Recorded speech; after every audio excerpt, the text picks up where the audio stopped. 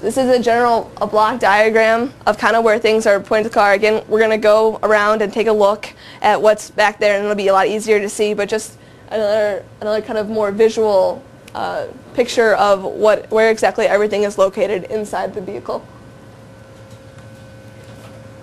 All right, this is our H2Go technology. It says a fuel cell auxiliary power unit. Some things we're really excited about it is it's a hydrogen tank, and it has fuel cells and power inverters, and what it is capable of doing is helping us charge our battery, and also serves as a removable power source, and almost like a generator. You can take it out and you can plug it in to any type of household outlets and use it as a power source that way. So pretty excited about that. There's a picture here. This is kind of inside the skid. The skid is not here tonight. It is running some research at the labs up at regular campus, South Campus, if you will.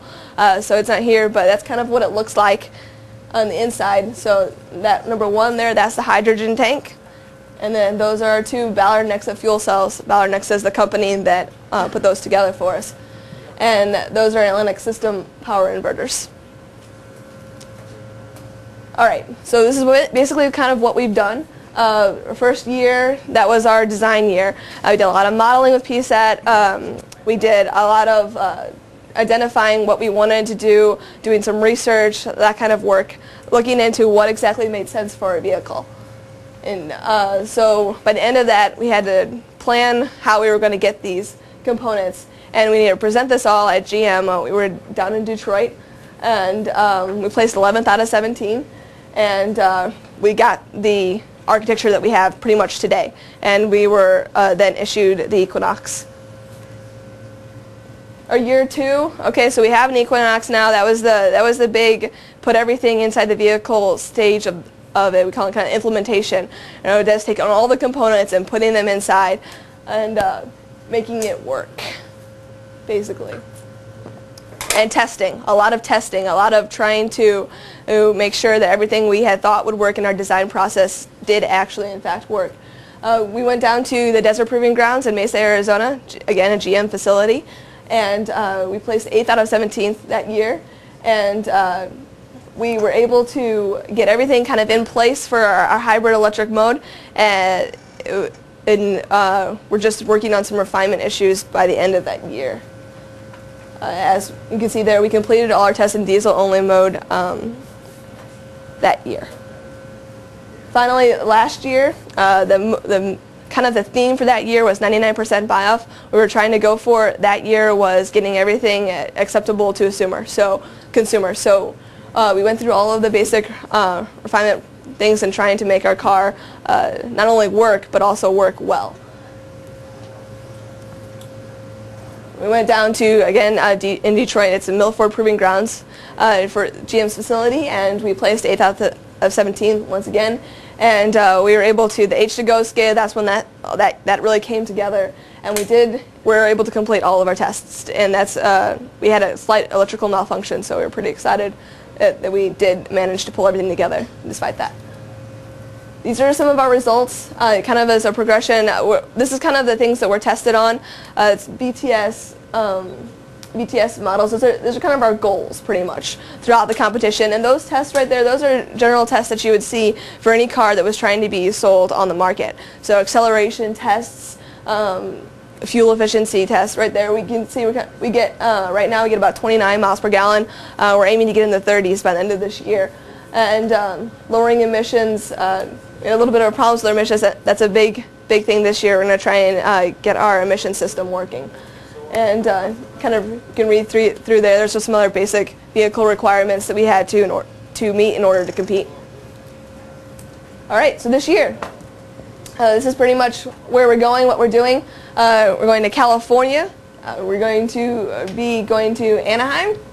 We're also going to be doing some stuff in Florida. And the big finale is going to be a road show. So that's going to be starting in New York City and making it down to Washington, D.C. So as you can see, we're kind of going to be all over the place. We're going to be trying to reach seems like pretty quick to me, a goal of being pretty much done by November so that we can be ready for all of these various competitions. So we still have some stuff to do, and I'll have task lists for all of you. Those did go out in an email, but just in case you don't have, I have copies for you guys to all look through, so you can kind of see what kind of jobs and what kind of things that we've got going on that you might want to work with.